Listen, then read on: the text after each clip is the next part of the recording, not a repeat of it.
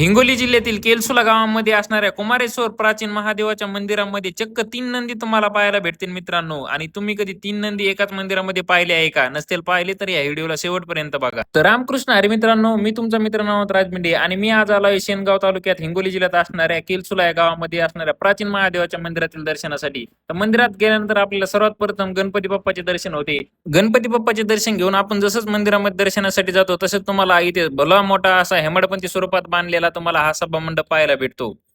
मित्रांनो, महादेवाचे दर्शन घेण्याआधी आपल्याला तिथे तुम्हाला इथे 2 असे नंदी पाहायला भेटतील आणि त्याच्यानंतर त्याच्या पाठीमागे असणारा हा एक नंदी, म्हणजे असे 3 नंदीचे दर्शन घेऊन आपण महादेवाचे दर्शन घेण्यासाठी जाऊ शकतो. मित्रांनो, या मंदिराला पाहिल्यानंतर असं लक्षात येते की हे मंदिर जवळपास 13व्या ते 14व्या शतकातील असावे, कारण हे मंदिर पूर्णपणे हेमाडपंथी स्वरूपात बांधलेले आहे आणि हेमाडपंथी पद्धती जवळपास आपल्याला माहिती आहे की 13व्या आणि 14व्या शतकामध्ये जास्त करून वापरण्यात येतो. आणि अखेर आपल्याला महादेवाचे दर्शन झालीच मित्रांनो, आणि घ्या तुम्ही देखील दर्शन मित्रांनो. सुंदर अशी महादेवाची पिंड आहे मंदिरामध्ये आणि मी गेलो त्या दिवशी सोमवार देखील होता.